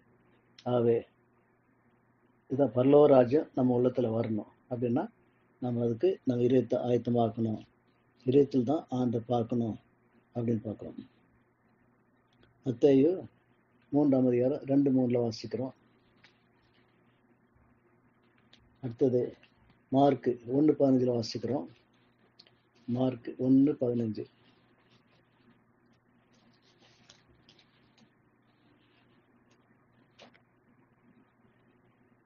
காலம் நிறைவேறிற்று, தேவனுடைய ராஜ்யம் சமீபமாயிற்று, மனம் திரும்பி சுவிசேஷத்தை விசுவாசிங்கள். இது ஏசாயா வாயில வந்த வார்த்தை. முதல்ல அவர் ஊழியத்தை ஆரம்பிச்சு பிரசங்கம் பண்ண வாய் திறந்த உடனே முதல்ல அவர் வாயில் இருந்த வார்த்தையே காலம் நிறைவேறிற்று. என்ன காலம்? ஆண்டவன் ரட்சிக்க குறிச்சிருந்த காலம் நிறைவேறிற்று, தேவனுடைய ராஜ்யம் சமீபமாயிற்று. அவர் உலகத்துல வந்து ராஜாவாகிறதுக்கும் அதுக்கப்புறம் இந்த உலகத்திலே வந்து உலக புறாவுக்கு ராஜா ஆகிறதுக்கும் தேவனுடைய ராஜ்யம் சமீபமாயிற்று. அதனால மனம் திரும்பி சுவிசேஷ விசுவாசியங்கள். மனம் திரும்பி சுவிசேஷம் 5 சத்தியங்களை நான் என் பாவம் ஏசா மேல போயிடுச்சு, நானே ஏசாமி கூட சேர்ந்து மாம்சத்துக்கு சுயத்துக்கு சில அறிவுப்பட்டு போனேன். 3வது பழைய பாவம் அவர்களுக்கு கல்வியில் பதிக்கப்பட்டு போயாச்சு. அதனால் இப்போ நான் வாழ்றதே என் ஆண்டு என் உள்ளத்துல வாழ அவரோட சேர்ந்து நான் வாழ்றேன். அவர் உயிரால் தான் நான் உயிர் வாழ்றேன், நானே இல்லை. அந்த அனுபவம். அப்போ அவர் நமக்குள்ள வாழ வாழ நமக்குள்ள அவர் சுவாபம் வர நம்ம அவரை போல மாறுற அந்த அனுபவம். கடைசி 4வது 5வது அவர் எடுத்துக்கொள்ளப்பட்டு அவரோடு நித்தியத்திலும் சிங்காசனம் உட்கார்ந்துருக்கிற அனுபவம். இந்த 5 அனுபவங்களை குறித்த ரகசிய ஞானம் அது நமக்கு ஆவினால் கொடுக்கப்படணும்.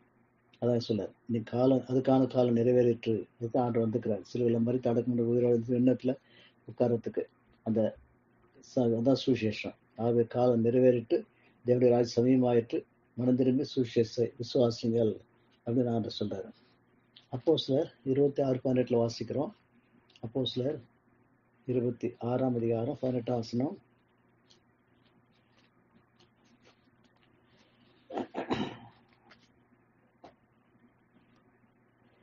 அவர்கள் என்னை பற்றும் விசுவாசத்தினாலே பாவ மன்னிப்பையும் பரிசுத்தமாக்கப்பட்டவர்களுக்குரிய சுதந்திரத்தையும் பெற்றுக்கொள்ளும்படியாக அவர்கள் இருளை விட்டு ஒளியினிடத்துக்கும் சாத்தானுடைய அதிகாரத்தை விட்டு தேவனிடத்துக்கும் திரும்பும்படிக்கு நீ அவருடைய கண்களை திறக்கும் பொருட்டு இப்பொழுது உன்னை அவரிடத்துக்கு அனுப்புகிறேன் என்றார். அதாவது பவுலை ஆண்டவர் தொடும்போது அவனை ரட்சிக்கும் போது அவனுக்கு சொன்ன வார்த்தை இது. நீ போய் பிரஜாத்தை பிரசங்கம் பண்ணு, அவங்க என்னை பற்றி விசுவாசத்தினாலே பாவ மன்னிப்பு அடைந்து பரிசுத்தமாக்கப்பட்டவர்களுக்கு சுதந்திரத்தை பெற்றுக்கொள்ளும்படி அவர்கள் இருளை விட்டு ஒளியினிடத்துக்கும் சாத்தானுடைய அதிகாரத்தை விட்டு தேவனிடத்து திரும்பும்படிக்கு நீ அவளுடைய கண்களை திறக்கும் பொருட்டு இப்பொழுது உன்னை அவளிடத்துக்கு அனுப்புகிறேன். ஆகவே சுவிசேஷம் சொல்றதான் மனம் திரும்புற வழி. என்ன சுவிசேஷம் சொல்றோம்? ஆவியானவர் நம்ம கொண்டு பேசும்போது வசனத்தை சொல்லும்போது அவன் கண் திறக்கப்பட்டு எவ்வளவு இருள் இருந்தாங்கிறத கண்டுபிடிச்சு ஒளி எதுன்னு கண்டுபிடிச்சு அந்த ஒளி எடுத்து வர்றதுக்கு ஆண்டவர் அவங்கள மனசை மாத்துறார். இதுதான் சுவிசேஷம். அதுக்கு மனம் திரும்பணும்னு பார்க்கிறோம். தானியேல் 2ஆம் அதிகாரம் 44ஆம் வசனம் வாசிக்கிறோம். தானியேல் 2:44.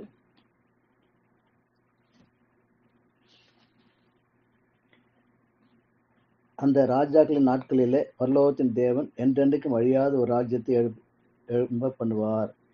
அந்த ராஜ்யம் வேறே ஜனத்துக்கு விடப்படுவதில்லை.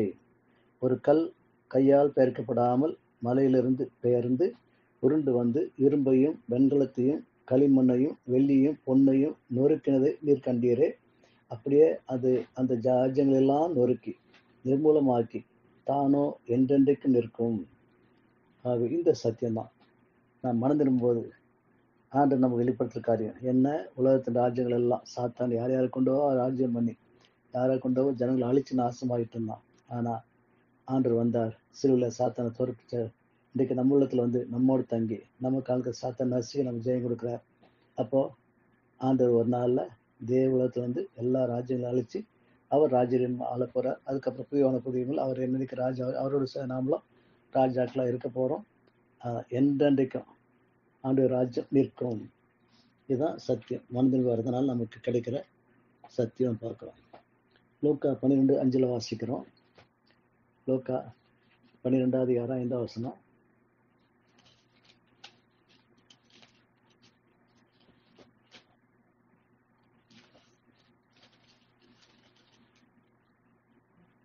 நீங்கள் இன்னாருக்கு பயப்பட வேண்டும் என்று உங்களுக்கு காண்பிக்கிறேன். கொலை செய்த பின்பு நரகத்திலே தள்ள வல்லமையுள்ளவருக்கு பயப்படுங்கள். ஆம், அவருக்கே பயப்படல் என்று உங்களுக்கு சொல்லுகிறேன். நம்ம யாரு பயப்படணும்? இந்த உலகத்துல நம்ம உயிரை மட்டும் எடுக்கிறவங்களுக்கு பயப்பட வேண்டாம்னு சொல்றாரு. என் சின்ன நான் உங்களுக்கு சொல்கிறேன், சரீரத்தை கொலை செய்து அதற்கு பின்பு அதிகமாக ஒன்று செய்ய திராணி இல்லாதவர்களுக்கு பயப்படாதீர்கள். இந்த உலகத்துல அவங்க அதிகமாக என்ன செய்ய முடியும்? நம்மளை கொலை பண்ணுவாங்க, உயிர் எடுத்துருவாங்க. ஆனா என்ன ஆகும்? உயிர் ஆண்டுகிட்ட போய் சேர்ந்துடும். ஆண்டுகிட்ட போய் சேர்ந்துடும், அவ்வளோ சந்தோஷம். அதனால அதை பத்தி பயப்பட, உயிர் போயிருமே கொண்டு போடுவாங்களேன்னு பயப்படாதீங்க. அது போல சரீரத்தையும் ஆத்மாவும் சேர்த்து நரகத்தில் தள்ள வெள்ளம் இல்லை, ஆண்டுக்கே பயப்படுங்க. அப்போ அவர் பக்கமா திரும்புங்க. உலகத்துல வேற எந்த பக்கம் திரும்பி பார்க்காதீங்க, எதையும் பார்க்காதீங்க. வாழ்க்கையை பார்க்க வேண்டாம், மற்றவங்களை பார்க்க வேண்டாம், கர்த்தரை பாருங்க. அவர் தான் நித்தியத்தில் நம்ம அவர் கூட வச்சுக்குவார்னு சொல்லப்படுது. மன திரும்புன்னு சொல்லிட்டு இதுக்கு அடுத்து பார்த்தோம். அடுத்தது 3வது நான் பார்க்குறது திருடன் போல வருவன ஆண்டு சொல்றாரு. அப்படின்னா என்ன? 1 தெசலோனிக்கர் 5:4-11 வாசிக்கிறோம். 1 தெசலோனிக்கர் 5:4-11.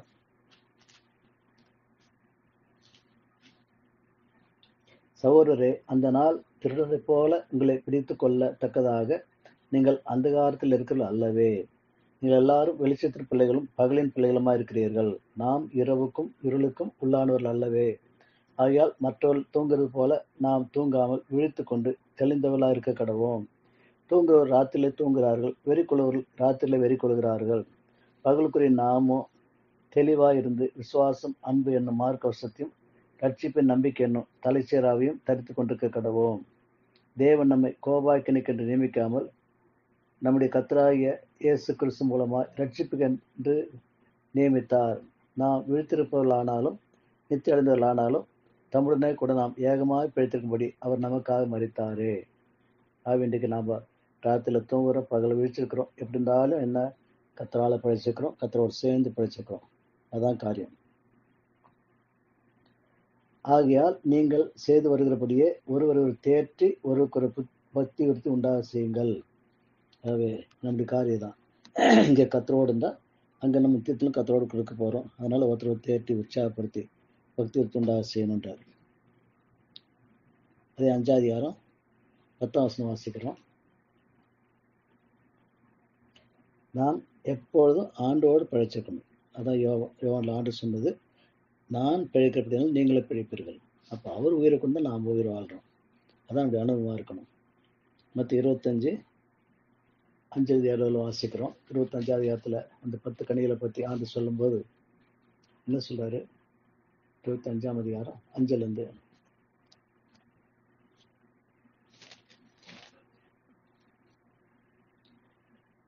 மணவாளன் வர தாமதித்த போது அவள் எல்லாரும் நித்திரை மயக்கமடைந்து தூங்கிவிட்டார்கள். அப்போ 2 கருத்து உண்டு. ஒன்று விசுவாசத்துல குளிர்ந்து போனவங்களா, மந்த புத்தியோட மங்களான அல்லது இருளான ஆவிக்குரிய அனல் இல்லாத வாழ்க்கையில் இருக்கிறவங்களும் உண்டு. அதே சமயத்துல நாம் பகல்ல விழிச்சிருக்கிறோம், ராத்திரில தூங்குறோம். அப்போ ஆண்டு வரும்போது நம்ம பகலாக இருந்தால் வேலை செய்யிட்டு இருப்போம், ஏதோ ஒன்று செய்யிட்டு இருப்போம், ராத்திரியாக தூங்கிட்டு இருப்போம். எப்படி இருந்தாலும் கவலை இல்லை, ஏன் ஆண்டோடு இருக்கிறோம். அப்படி ஆண்டவர் தாமதிக்கிறான்னு தெரிஞ்சாலும் கூட நிச்சயமாக நமக்கு தெரியும், சீக்கிரம் வரதான் போகிறாரு. வரும்போது நாம் அவரோடு இருந்தால் போதும், அவர் சித்தப்படி வாழ்ந்தால் போதும், அப்போ எடுத்துக்கொள்ளப்படுவோம்னு பார்க்குறோம். அப்போது அவர் வரும்போது கன்னிகைகள் எல்லாரும் எழுந்திருந்து தங்கள் தீவெட்டிகளை ஆயத்தப்படுத்தினார்கள். அதான் முக்கியம். ஆண்டு வரும்போது நம்ம தீவெட்டி எரியதாக இருக்கணும். 10ஆம் வசனம் வாசிக்கிறோம். அப்படி அவர் வாங்க போன போது 5 பேர் எண்ணெய் இல்லாமல் இருந்தவங்க எண்ணெய் வாங்க போனாங்க. அந்த நேரத்தில் ஆண்டு வந்துட்டாரு. எண்ணெயோடு இருந்தவங்க 5 பேர் கூட்டிகிட்டு வந்து கல்யாண வீட்டுக்குள்ளே சேர்த்துக்கொள்ளப்பட்டாங்க. கதவு அடைக்கப்பட்டு போச்சுன்னு பார்க்குறோம். அது நம்ம எப்பொழுதும் எண்ணெயோடு இருக்கணும். அதான் காரியம். என்னென்னா பரிசுத்தாவியானவர் எப்பொழுதும் மாம்சத்தில் செத்தவங்களா, மாம்சமே இல்லாமல் பரிசுத்த ஆவினால் நம்ம வாழ்கிறவங்களா, ஆவிக்குறவெல்லாம் வாழ்ந்தோம்னா போதும். எப்போ அவர் வந்தாலும் கண்டிப்பாக நமக்குள்ளே இருக்கிற ஆவியானவர் நம்ம அந்த சத்தை கேட்பார், நம்மளை எடுத்துகிட்டே போயிடுவார் அவர். அப்படி இல்லாமல் நம்ம பரிசுத்தாவினால் நடத்தப்படாமல் நம்ம மாம்சத்தில் வந்துருந்தோம்னா கண்டிப்பாக மாம்சில் ஆண்டு சத்தை கேட்க முடியாது, ஆண்டு பிரசங்க கொண்டு வர முடியாது. அப்போ ஆண்டு வர்றதும் தெரியாது, போகிறதும் தெரியாது. அதான் திருடன்னு சொல்லுது. நமக்கு ஒரு விருந்தாளிங்க யாராவது வராங்கன்னு தெரிஞ்சால் நம்ம அவங்களுக்கு காத்துட்ருப்போம். ராத்திரி எவ்வளோ நேரம் ஆனாலும் சரி, ஃப்ளைட்டு இல்லை ட்ரெயினோ வருது, அப்போது காத்துட்ருப்போம். காத்துட்டு இருந்து வந்து அவங்க கதவை தட்டினவொன்னே திறந்து கொடுப்போம். அதே மாதிரி நம்ம தெரிஞ்சிருந்தால் அப்படி செய்வோம். தெரியாமல் இருந்தால், உதாரணமாக இப்போ யாரோ ஒருத்தர் வெளியூரில் இருக்க, அது ஒரு மனைவியே இருக்காங்க, மனைவி இந்தியாவில் இருக்கிறாங்க, புருஷன் அமெரிக்காவில் இருக்கார். அப்போது டெய்லி அமெரிக்காவுக்கும் இந்தியாவுக்கும் தொடர்பு ஃபோனில் நம்ம புருஷன் மனைவி பேசிகிட்டே இருந்தாங்கன்னா ஒவ்வொன்றும் அவங்க பிளான் பண்ணி செய்கிறாங்க. புருஷன் எல்லாத்துக்கும் வீட்டில் பிள்ளைங்கள காரியத்தில் மற்ற காரியங்களில் எல்லாத்தையும் எப்படி செய்யணும்னு சொல்லி கலந்து ஆலோசனை பண்ணுறாங்க. அப்போ புருஷன் சொல்கிற மாதிரி மனைவி கேட்டு நடக்கிறாங்க. அப்போது அவர் லீவுக்கு வராருன்னா கண்டிப்பாக தெரியுது.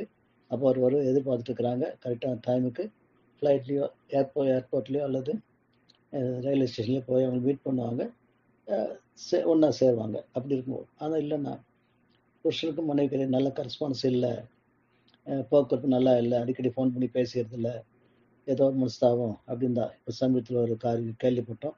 அமெரிக்காவில் இருக்கிற புருஷன் மனைவி இந்தியாவில் பெரிய அதிகாரி, கவர்மெண்ட் அதிகாரியாக இருக்கிறாங்க, பெரிய போஸ்ட்டில் ரொம்ப வசதியோடு வாழ்கிறாங்க. ஆனால் 2 பேருக்குள்ள போக்குவரத்து சரியில்லை, உனக்கு கஷ்டம் வந்துருச்சு. அதனால் டைவர்ஸ்க்கு அப்ளை பண்ணிட்டாங்க. கோர்ட்டில் கேஸ் நடந்துகிட்ருக்கு. என்னாச்சுன்னு தெரில. அவங்களுக்கு ஒரு பையன், 4 வயசு பையன். ஏதோ மனஸ்தாபத்தில் என்ன காரணமோ தெரியல, அந்த அம்மாவுக்கு சைக்கோ மாதிரி ஆகி அங்கே தமிழ்நாட்டிலேருந்து கோவாவில் போய் லாட்ஜில் தங்கி தன் பையனை இந்த இருமல் மாத்திரை மருந்து நிறைய வாயில் ஊற்றி நல்லா தூங்க வச்சு கழுத்து நெரிச்சு கொண்டு போட்டாங்க.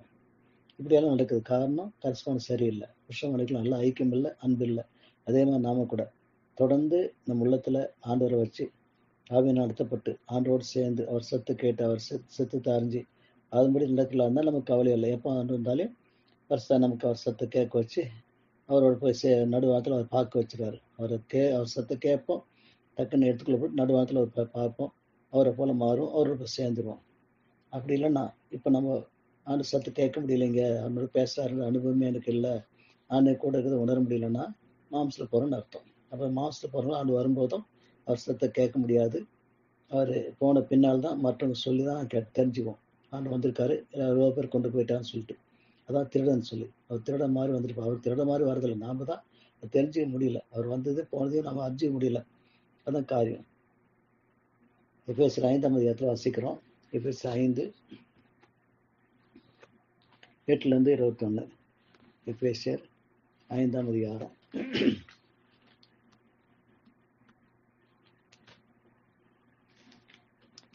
8-21. முற்காலத்தில் நீங்கள் அந்தகாரமாக இருந்தீர்கள், இப்பொழுதோ கர்த்தருக்குள் வெளிச்சமாக இருக்கிறீர்கள். வெளிச்சம் பிள்ளைகளாய் நடந்து கொள்ளுங்கள். ஆவின் கனி சகல நற்குணத்திலும் நீதியிலும் உண்மையிலும் விளங்கும். கர்த்தர் பிரியமானது இன்னதென்று நீங்கள் சோதித்து அறியுங்கள். கனியற்ற அந்தகார கிரிகளை உடன்படாமல் அவைகளை கடிந்து கொள்ளுங்கள். அவர்களால் ஒளிப்படத்தில் செய்யப்படுகிற கிரியைகளை சொல்லுவதும் அவலட்சணமாக இருக்கிறது. அவைகள் எல்லாம் கடிந்து கொள்ளப்பட்டு வெளிச்சத்தினால் வெளியரங்கமாகும். வெளியரங்கமாக்குறதெல்லாம் வெளிச்சமாக இருக்கிறது. ஆதலால் தூங்குற நீ விழித்து மரித்தோரை விட்டு எழுந்திரு, அப்போது கிறிஸ்து உன்னை பிரகாசிப்பார் என்று சொல்லியிருக்கிறார். அப்படினால் நீங்கள் ஞானமற்றவர்களைப் போல நடவாமல் ஞானமுள்ளவர்களைப் போல கவனமாய் நடந்து கொள்ள பார்த்து, நாட்கள் பொல்லாதலானதால் காலத்தை பிரயோஜனப்படுத்திக் கொள்ளுங்கள். ஆகையால் நீங்கள் மதியற்றவர்களாயிராமல் கர்த்தருடைய சித்தம் என்னதென்று உணர்ந்து கொள்ளுங்கள். துன்மார்க்கத்துக்கு ஏதுவான மதுபான வெறி கொள்ளாமல் ஆவினாலே நிறைந்து சங்கீதங்களினாலும் கீர்த்தனைகளினாலும் ஞான பாட்டுகளினாலும் ஒருவருக்கொரு புத்தி சொல்லிக்கொண்டு உங்கள் இதயத்தில் கர்த்தரை பாடி கீர்த்தனம் பண்ணி நம்முடைய கர்த்தராகிய இயேசு கிறிஸ்து நாமத்தினாலே எப்பொழுதும் எல்லாவற்றுக்காகவும் பிதாவாகிய தேவனை ஸ்தோத்திரித்து தெய்வ பயத்தோட ஒருவருக்கொருவர் கீழ்ப்படிந்திருங்கள். இப்படி இருக்கும்போது கர்த்தர் நமக்கு வர்றது தெரியும், போறதும் தெரியும். அவர் திருடனை போல வரான்னு சொல்ல முடியாது. எப்போ நம்ம விழிப்பா இருப்போம், அவர் நம்ம கூட இருக்கிறாரு, நம்ம கொண்டு போன நேரம் தெரியும். பரிசுத்தாவி நம்ம உணர்த்த நம்ம உடனே அவரோட போய் சேர்ந்துருவோம்.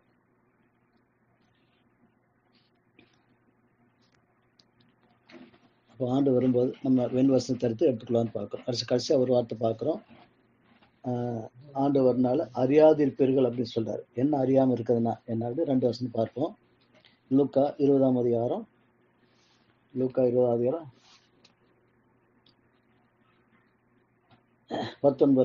18 வரைக்கும். லூக்கா 20 9 அவர் சொல்ல தொடங்கின ஊமையாவது, ஒரு மனுஷன் ஒரு திராட்சை தோட்டத்தை உண்டாக்கி அதை தோட்டக்காரருக்கு குத்தையாக விட்டு நெடுநாளா பிரதேசத்துக்கு போயிருந்தான். அந்த தோட்டக்காரர் திராட்சை தோட்டத்தின் கனிகளை தன் பாகத்தை கொண்டு வரும்படி பருவ காலத்திலே அவளிடத்துக்கு ஒரு ஊழியக்காரனை அனுப்பினான். அந்த தோட்டக்காரர் அவனை அடித்து வெறுமையாக அனுப்பிவிட்டார்கள். பின்பு அவன் வேறொரு ஊழியக்காரரை அனுப்பினான். அவனையும் அவர்கள் அடித்து அவமானப்படுத்தி வெறுமையாக அனுப்பிவிட்டார்கள். அவன் 3ஆம் தரமும் ஒரு ஊழியக்காரன் அனுப்பினான். அவனையும் அவர்களை காயப்படுத்தி துரத்தி விட்டார்கள். அப்போ திராட்சை தோட்டத்தில் எஜமான், நான் என்ன செய்யலாம்? எனக்கு பிரியமான குமாரனை அனுப்பினால் அவனையாகிலும் கண்டு அஞ்சுவார்கள் என்று எண்ணி அவனை அனுப்பினான். தோட்டக்காரவனை கண்டபோது, இவன் சுதந்திரம் நம்முடையதாகும்படிக்கு இவனை கொல்லுவோம் வாருங்கள் என்று ஒருவரோடு சொல்லிக்கொண்டு அவனை திராட்சை தோட்டத்துக்கு புறம்பே தள்ளி கொண்டு போட்டார்கள். இப்படி இருக்க திராட்சை தோட்டத்தின் எஜமான் அவளை என்ன செய்வான்? அவன் வந்து அந்த தோட்டக்காரை சங்கரித்து திராட்சை தோட்டத்தை வேறு தோட்டக்காரத்தில் கொடுப்பான் அல்லவா என்றார். இப்போ என்ன சொல்றாரு? ஆண்டவர் நம்ம ரட்சித்து திராட்சை தோட்டமாக சபையில கூட சேர்த்துக்கிறார். அப்போ சபையில பல விதமான ஊழியக்காரர் அனுப்பி நமக்கு பேசி பார்க்குறார். ஆனால் எந்த ஊழியக்காரர் வந்தாலும் நம்ம அந்த ஊழியக்காரர் வத்தியோட பார்க்குறோம், அவங்க சொன்ன கேட்கறதில்ல. அப்படி போகும்போது கடைசியில் ஆண்டவர் நம்மளை நித்திய அழிவு தள்ளி விட்டுருவார். நம்ம இடத்துல வேற யாரையும் சபையில சேர்த்து அவர் மனவாட்டியாக ஆயத்தமாக்குவான்னு பார்க்குறோம். ஆகவே நம்ம ஜாக்கிரதையாக இருக்கணும். ஆண்டு வரும்போது அறியாமல் போயிடுவோம், ஏமாந்து போயிடுவோம். அதே மாதிரி லூக்கா மொத்தம் 25 அதிகாரம் 14 வசனம். மொத்தம் 25:14.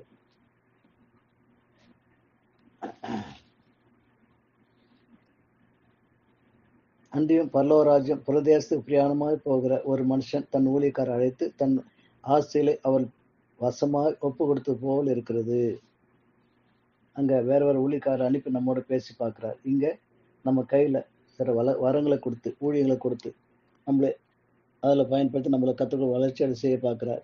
நம்ம அந்த வரங்களையும் அந்த ஊழியங்களையும் நம்ம ஆவினால் நடத்தப்படலைன்னா, நம்ம செய்யலைன்னா, நம்ம மாம்சத்தில் போய் நம்ம வேற எதையோ செஞ்சுட்டு இருக்கிறோம்.